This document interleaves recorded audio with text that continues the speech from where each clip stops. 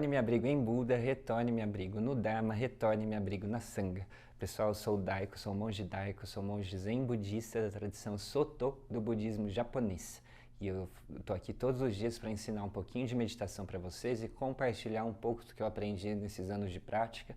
Eu sou monge já há 15 anos, estudei no Japão, estudei na Holanda e também me formei 7 anos aqui vivendo com a monja Koen no Zen do Brasil, que é a nossa comunidade zen budista que fica no Pacaembu. Então já são 15 anos trabalhando, estudando com isso. E eu estou aqui, é uma honra poder compartilhar com vocês um pouco do que eu aprendi. Então, cada dia eu vou falar, discorrer sobre um tema, eu convido e estimulo vocês a enviarem suas dúvidas, questões, sugestões. Pode enviar no Instagram, no meu Instagram, que é o Monge Daiko, @mongedaiko, mas pode enviar também no da Astral TV, Astral TV Oficial. Então vocês enviem lá suas questões, seus pontos de vista, questionamentos e eventualmente eu vou estar lendo e respondendo aqui. Então hoje eu vou falar para vocês sobre uma coisa que no budismo a gente chama de Eko-Hensho. É um termo japonês que significa virar a sua própria luz para dentro. Ko, essa palavra Ko quer dizer luz. Luz que pode ser Hikari em japonês, mas que também é escrita como Ko, e que é o Ko do meu nome, o meu nome budista, o meu nome é Daiko. Dai quer dizer grande e Ko quer dizer luz. Então Daiko é o meu nome de prática espiritual, que quer dizer grande e luz. Luz no sentido de ter clareza, de ter leveza, de ter discernimento, de entender as coisas como elas são. Vocês imaginam se a gente estiver num quarto completamente escuro, eu vou tropeçar nas coisas, vou chutar a ponta do dedinho na quina da cama, eu vou derrubar as coisas, não vou saber onde que está a porta para sair e nem onde que está a janela. Agora, se eu acender um fósforo por 5 segundos, talvez eu já veja um pouquinho mais desse quarto. Já entenda que ali tem uma mesa e que a porta está para lá. Aí se eu acendo uma pequena lampadinha por 1 minuto, eu já vou ter mais clareza ainda desse quarto.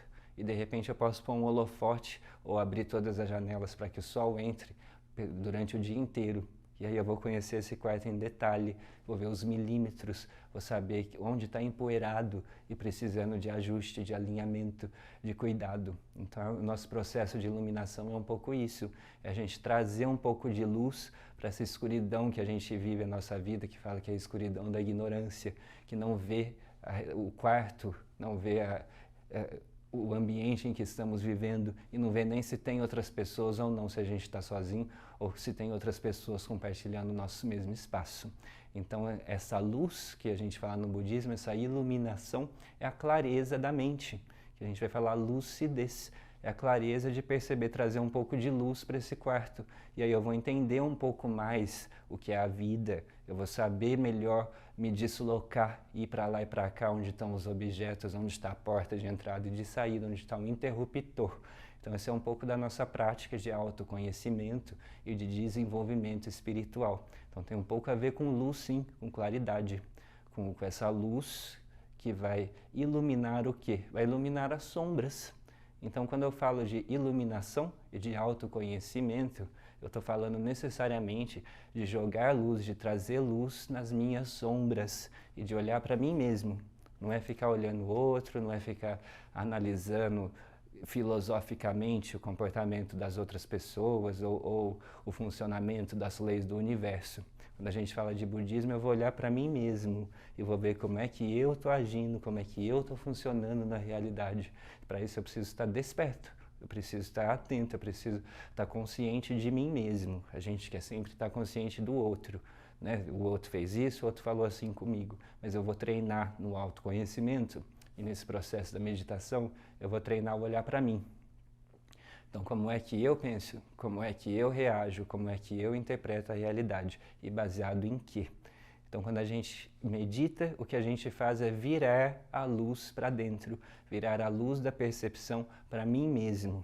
Então, a gente fala no budismo que temos 6 sentidos, não só 5 sentidos, que todo mundo conhece, é a visão, a audição, o paladar, o tato e o olfato. Então esses sentidos são como janelinhas que são meios de intermediar o que é eu e o que é a realidade, né? São janelinhas de interpretação, de recepção, de input, de sinais do mundo, de luz, de som, de cheiro, de sabor e de sensação. E depois tem o sexto sentido. O sexto sentido que é a mente. É a mente que vai computadorizar todas essas informações que estão vindo pelos órgãos dos sentidos e vai dar sentido nisso tudo. Vai dar uma interpretação que seja capaz do meu cérebro funcionar e sobreviver nessa realidade. Então, tudo isso a gente fala que são os 6 sentidos que funcionam juntos. E é dito que o nosso eu fica iludido pelos 6 sentidos. Ele fica inebriado, fica embriagado pelos 6 sentidos.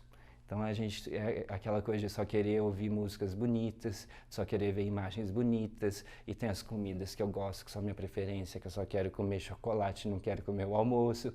Né? Eu estou dando exemplos de como esses apegos e aversões funcionam, que é uma brincadeira, mas é mais ou menos isso que acontece. A gente fica tão identificado por esses sentidos e por essa mente que interpreta a realidade, e que a gente acha que isso é nosso ser total, e que essa é a nossa identidade absoluta.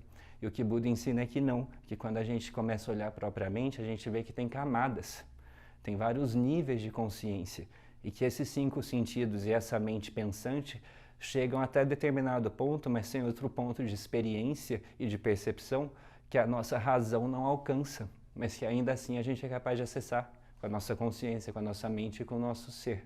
Então a gente quer ir além desses estados normais de consciência do dia a dia para sentir, para vivenciar, para experimentar alguma coisa que está antes dos processos mentais, antes dos pensamentos em palavras. Então a gente vai treinar a nossa presença, a capacidade de estar presente na vida, de estar ouvindo tudo, vendo tudo, inclusive pensando. Mas a gente se põe no ponto de vista do observador, ao invés de ser o pensamento, de ser arrastado por tudo isso, a gente acessa um lugar que a gente diz que é o dono da casa, que é a chefa da casa, que é a mestra dos sentidos, que é a própria mente. Então, quando a gente fala de virar a luz para dentro, quer dizer isso. Não é que eu vou me recortar da realidade, mas é que a gente está sempre tão ocupado com nossas ações, com os nossos pensamentos, com os nossos problemas, que a gente não olha para dentro. Então a gente fica sempre indo para lá e para cá, para o antes, para o depois. E geralmente o personagem principal da novela sou eu. É o eu. É o que a gente está mais apegado, mais viciado, que a gente mais gosta de pensar, é o eu. Isso Buda percebeu lá atrás, fazendo meditação quase 3.000 anos atrás. Que existe essa coisa que a gente carrega o tempo inteiro chamada eu, que é uma coisa que a gente construiu para quê? Para se proteger. A gente construiu isso para evitar dor, para evitar doença, para evitar morte, para evitar humilhação, para evitar nãos. Então a gente construiu maneiras de ser e de sentir e de se portar para funcionar na vida. A gente construiu um eu para que esse eu viva no universo. Agora o problema é que esse eu é muito frágil diante do universo. Esse eu é muito limitado, ele não dá conta de resolver toda essa questão. Tanto é que quando chega um acidente, uma perda, um projeto que dá errado, um relacionamento que dá errado, uma morte, a gente sofre e a gente sente muita dor. E a gente vê que as nossas artimanhas, as estratégias desse eu, elas chegam até certo ponto, mas tem algumas coisas que elas são insuficientes, que o nosso eu, o nosso ego, as nossas opiniões e vaidades não são capazes de livrar a nossa cara da dor, do sofrimento. Então Buda percebeu isso, ele falou, será que existe uma saída? Será que, já que esse eu não é capaz de responder todas as minhas questões, o que é? Onde eu vou encontrar a resposta e a liberdade e a libertação? Onde que eu vou acessar uma maneira de vida que eu não vou sofrer ou não vou ser arrastado por sofrimento, eu vou pelo menos minimizar dor e sofrimento. E é esse o questionamento principal do budismo, né? Que é como eu vou lidar com o sofrimento acessando um estado que Buda chama de nirvana. Nirvana é uma sensação de paz, de tranquilidade, de calma, de serenidade. Essa calma que vem no meio das chamas. Então não é que eu vou ficar tudo bem separado num plano especial de consciência, onde só estou em contato com seres iluminados. Não é isso. A prática da tranquilidade é no meio da atividade. Então, tem até um ditado que diz: ativo na tranquilidade, tranquilo na atividade. Então, a gente não existe um lugar, um estado de vida imune a todas as dores e a todos os problemas e a todas as tribulações da realidade, porque está tudo vivo, as situações estão aí acontecendo o tempo inteiro, e mesmo que a gente ajuste um problema aqui, vai estourar outro ali de qualquer forma, mais cedo ou mais tarde, é garantido. Então, quando a gente fala de paz, de tranquilidade, de nirvana, não é viver uma vida que não passe por isso, que não tenha dificuldades, obstáculos, dores, problemas. Mas é no meio disso a gente conseguir encontrar um estado de contentamento com a existência, de apreciar a vida no meio de todos os problemas da vida. E nesse processo de entrar em comunhão comigo mesmo e com a própria vida, o que a gente vai perceber é que todas as nossas ações são importantes, que não existe uma única ação que pode passar despercebida desse processo. Buda fala que está tudo interligado, né? Então todas as ações que a gente tem estão interligadas a todas as outras. Então quando a gente desperta, a gente precisa prestar atenção em como a gente está vivendo as nossas vidas. Desde o momento que eu saio da cama, quando eu acordo, que pé que eu ponho no chão primeiro, será que eu seguro a escova de dente com plena tensão? Eu sou capaz de sentir a textura e o peso da escova de dente e ver a cor da pasta, sentir a água, abrir a torneira, estar presente a cada instante. Então, estar com a mente desperta é estar vivendo cada segundo de forma desperta. E aí, conforme a gente vai treinando isso, a gente vai fazendo as coisas mais direitinho, as pequenas coisas. Uma vez eu tinha uma professora que me falou isso, eu fui colocar uma sacola dentro do armário, da área de serviço do templo, e só joguei a sacola assim, quando vi a monja me deu um tapa. Ele falou: nunca faça nada na sua vida de qualquer jeito. E aí ela pegou a sacola, dobrou com o maior respeito aquela sacola e pôs no armário, colocou com as duas mãos a sacola no armário. Então isso foi um grande ensinamento para mim. E ela me disse: a gente quer fazer todas grandes coisas, né? Quem sabe se fosse melhor começar a fazer bem feito as pequenas? E quem sabe se a gente não começar a tratar cada pedaço de plástico com respeito e dignidade, será que a nossa vida como um todo não vai mudar, não vai se beneficiar? É por isso que a mestra Oyama Roshi dizia que quando a gente vai costurar alguma coisa, o lado do avesso tem que ser tão bem feito quanto o lado direito, mesmo que não tenha ninguém olhando, mesmo que ninguém vá saber. Tudo que a gente faz na nossa vida, especialmente quando a gente está sozinho, quando não tem ninguém vendo, ninguém que vai nos dar medalhas, nos aprovar ou reprovar. Tudo que a gente faz, que a gente possa fazer com dignidade, com atenção, com a dignidade dos seres iluminados e benfazejos. Pessoal, vocês conhecem esse livro? Acabou de sair, chama Sobre o Amor e foi escrito pela minha professora, que é a Monja Coen, que alguns de vocês conhecem, pelo pastor Henrique Vieira e pelo padre Júlio Lancelotti, que faz um trabalho bonito com os moradores de rua aqui de São Paulo. E os três escreveram esse livro juntos, quer dizer, em conjunto, cada um escreveu separado e depois eles compilaram, e cada um dando a visão de sua tradição espiritual sobre o amor. Então é uma joia, é muito lindo, muito sutil, muito delicado. Vocês podem encontrar no site do nosso templo, que é zendobrasil.org.br, tem a lojinha lá. E também gostaria de chamar vocês a mandarem suas perguntas, enviarem questões, dúvidas, questionamentos, qualquer coisa que vocês tiverem, envie aqui para nós, no endereço no WhatsApp que está aparecendo aqui embaixo, que eu vou estar respondendo todos os dias, a partir da semana que vem, as suas questões aqui no Insight. Pessoal, então hoje falei com vocês sobre Eko Rensho, que é a capacidade de virar a luz para dentro. Esse Ko, que é o mesmo Ko do meu nome, que chama Daiko. Esse nome de prática a gente recebe do professor. Então algumas pessoas perguntam como fazer para ter o nome espiritual. Olha, no Zen o caminho é esse. A gente precisa encontrar um professor em um templo, uma comunidade com a qual a gente tem afinidade, a gente começa a praticar e eventualmente a gente vai costurar esse manto de Buda. Antigamente os monges usavam só isso, essa é uma versão reduzida, uma miniatura do grande manto de Buda, uma versão portátil, mas que representa que eu sou oficialmente um discípulo de Buda. E esse manto é feito de retalhos, muitas vezes de tecidos diferentes, que foram descartados, jogados fora, que são considerados espiritualmente puros, porque não tem desejo. Então a pessoa faz esse manto, costura e entrega para o professor. e marca uma cerimônia pública. É recomendado que os pais, o pai e a mãe estejam presentes, se ainda estiverem vivos, que estejam nessa cerimônia ou que pelo menos concordem com ela. Então marca-se uma cerimônia pública onde a pessoa vai oficialmente receber os preceitos de prática e virar uma pessoa oficialmente budista. E aí nessa cerimônia o professor escreve o nome do aluno atrás. E durante a cerimônia, pela primeira vez, até então é secreto, o nome da pessoa, o nome espiritual é anunciado. Então eu fiz isso já 15, 16 anos atrás e foi só então que eu fiquei sabendo que meu nome de prática dentro do mundo espiritual era Daiko, que quer dizer grande luz. E nessa cerimônia que é pública, a gente se compromete publicamente a manter os preceitos budistas.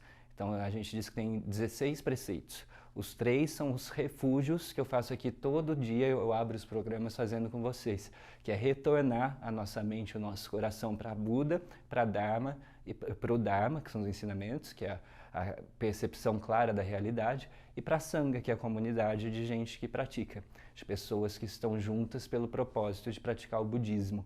Então primeiro a gente se refugia nisso, depois fala que nunca vai fazer o mal, fala em voz alta, eu me comprometo a não fazer o mal. Fala que eu vou fazer o bem e vou fazer o bem a todos os seres, que são os preceitos puros. Então, quando a gente recebe o nome budista, tem que se comprometer publicamente e falar em voz alta que eu vou manter esses preceitos. E depois tem os preceitos de prática, que é o que a pessoa está se comprometendo a fazer. Não matar, não roubar, não mentir, não abusar da sexualidade e não lidar com intoxicantes. Então esses são 5 preceitos que são comuns em todas as tradições budistas, de todos os países. Depois desses 5, a nossa escola tem mais 5, mas eles vão mudar um pouco de cada escola, de cada tradição para outra. Então a gente vai dizer, não falar dos erros e faltas alheios. Nossa, esse é muito difícil, né? Não falar mal dos outros, mesmo que os outros estejam aprontando. A gente se compromete a não ficar falando dos seus erros e de suas faltas. Ou se for falar, que a gente fale para beneficiar, para transformar a situação. Mas falar só para envenenar ainda mais o que já está com faltas e erros, não leva a nada, só piora a situação. Então é um preceito que a gente se compromete a fazer, não falar dos erros e faltas alheios. Depois, não se elevar e rebaixar os outros. E ao mesmo tempo não se rebaixar e elevar os outros. Olha que interessante.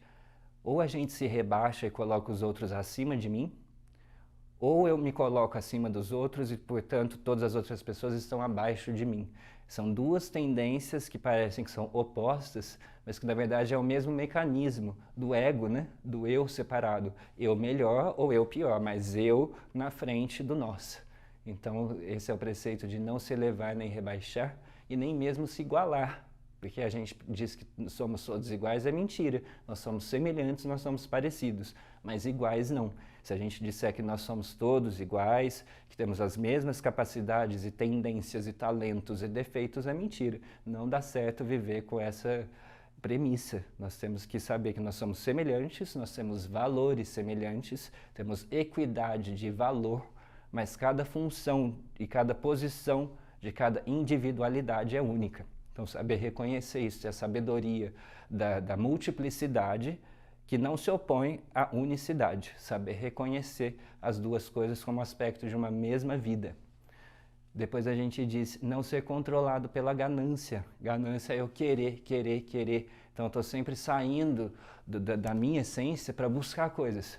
Eu quero dinheiro, quero fama, quero namoro, quero bebida, quero comida, quero dormir, quero, ganância, né? É representado às vezes por um galo, o galo que está sempre ciscando, nunca para de ciscar. Conseguiu uma coisa, continua ciscando outra, continua atrás de outra, está sempre nessa inquietação. Então isso nos tira a paz, né? Nos tira do caminho da tranquilidade, nos faz sofrer. Não estamos falando nem de certo nem de errado, mas são coisas que não vão no fim fazer bem para a gente mesmo. Então não ser controlado pela ganância, não ser movido, controlado, movida pela raiva. Então de novo eu digo, não é não sentir a raiva, mas a raiva quando ela nos controla, quando a gente age embriagado por elas, a gente até fala ficou cego de raiva, ficou louco de raiva, ela nos traz problemas, né? Buda fala que era um grande ladrão a raiva, que a raiva rouba as coisas boas da nossa vida, a raiva rouba os méritos que a gente construiu. Às vezes temos uma relação de anos, um relacionamento, uma amizade com alguém, em um único segundo, um único minuto, uma única frase de raiva é capaz de estragar tudo isso. E depois a gente diz não falar mal dos 3 tesouros, não falar mal de Buda, Dharma e Sangha, não falar mal dos ensinamentos budistas, não falar mal dos mestres iluminados, não só budistas, de todas as tradições, e não falar mal das pessoas que estão se esforçando numa prática que seja para o bem, ainda que cada um tenha seu momento, tenha sua interpretação, tenha suas diferenças, não falar mal dessas pessoas, pelo contrário, falar aquilo que beneficia, que eleva.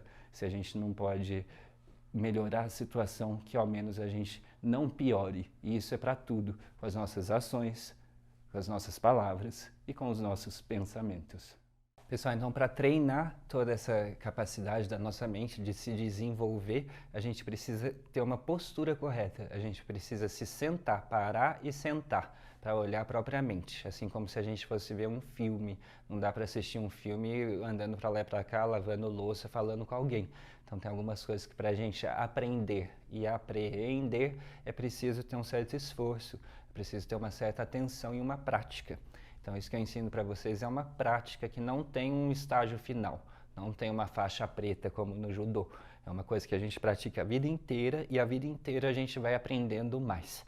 Então primeira coisa é achar uma postura adequada do corpo para achar uma postura adequada da mente. Então sentar numa base estável, pode ser numa cadeira, se for numa cadeira é melhor não encostar, pode ser numa almofada. Tem uma almofada redonda própria para meditação que chama Zafu, vocês podem encontrar na internet, ou aqui no bairro da Liberdade não é difícil achar.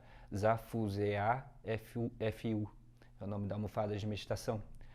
Pode ser direto no chão, pode ser sobre os joelhos, mas tem que ser parado e tem que ser sentado. E vocês têm que tirar um tempo, achar um lugar seguro, um lugar adequado, nem muito quente, nem muito frio, nem muito claro, nem muito escuro, sem gente passando em volta, olhando, interessado, o que é isso? Uma coisa que você possa ter a privacidade, a liberdade de olhar para si mesmo. É uma coisa íntima de olhar para a própria mente.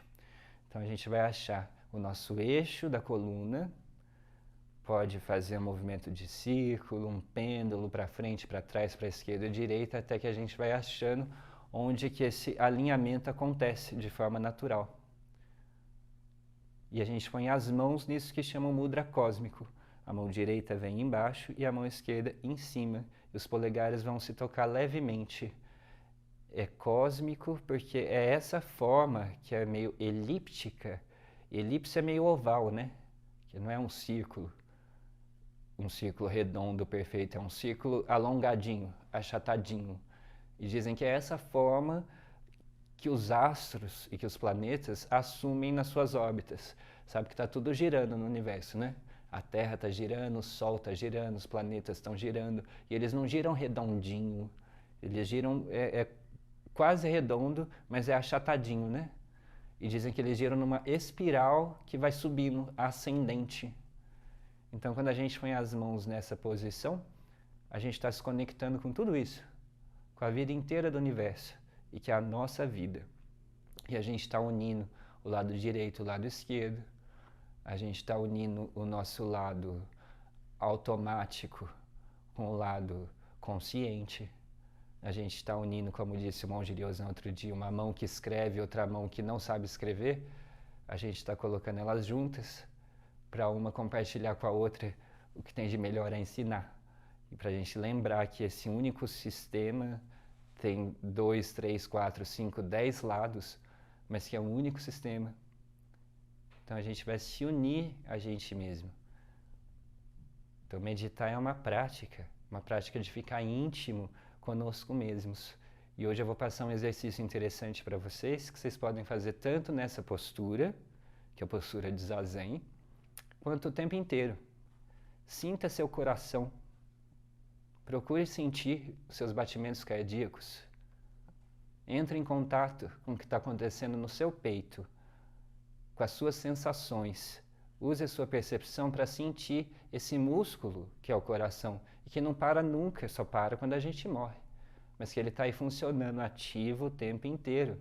e que se a gente treinar, se a gente quiser e se a gente usar o nosso cérebro para isso de forma consciente, a gente pode sentir o nosso coração. Algumas pessoas têm muita facilidade para sentir o coração, basta que elas parem e entrem em contato. E outras pessoas têm muita dificuldade de sentir o próprio coração. Mas veja você, é uma prática muito interessante, riquíssima, de sentir. Ao sentir o próprio coração, a gente volta para o que está acontecendo aqui agora. A gente para de viajar na maionese, de ficar chateado com o que aconteceu antes e preocupado com o que vai acontecer depois. A gente vem para o que está acontecendo agora. E o agora ele é aberto de todas as possibilidades. E a gente começa a entrar em contato com isso que a gente fala que o nosso coração é a nossa essência, né? É o nosso centro emocional. Até dizem que o campo de energia magnética, de energia que vibra, que o coração produz, é 5.000 vezes mais forte do que o do cérebro. Não é interessante? Quer dizer, então a energia que está sendo gerada aqui nesse campo emocional do meu coração é 5.000 vezes mais forte do que meus pensamentos, por mais brilhantes e interessantes que eles pareçam. Aquilo que eu estou emitindo com o meu ser, aquilo que é a minha sensação, é muito mais expressivo do que o que eu posso traduzir em palavras. E não é assim com as pessoas. A gente é capaz de sentir se alguém está bem, se alguém gosta da gente ou se alguém tem raiva pela simples presença e às vezes muito mais do que aquilo que é dito pela boca. Então é isso que a gente treina aqui, é sentir, essa capacidade de sentir o próprio coração, de sentir este momento, de sentir o tempo passando, de sentir as sensações do pano sobre a pele, de sentir a vida. E a gente vai treinando essa capacidade de sentir a vida para a gente apreciar, para a gente fazer escolhas mais adequadas, para a gente ter mais informações e mais compreensão sobre nós mesmos, sobre como a gente funciona, para a gente entrar em contato íntimo com o nosso próprio coração e, quem sabe, abri-lo, fazer ele se expandir, sair de um coração que só pensa em si, eu primeiro, do meu jeito, para um coração que é capaz de virar, de se fazer essa virada e incluir, se abrir, abranger todos os seres e todos os momentos de vida. Então a gente pratica para ficar mais desperto e a gente quer ficar mais desperto para ficar mais feliz.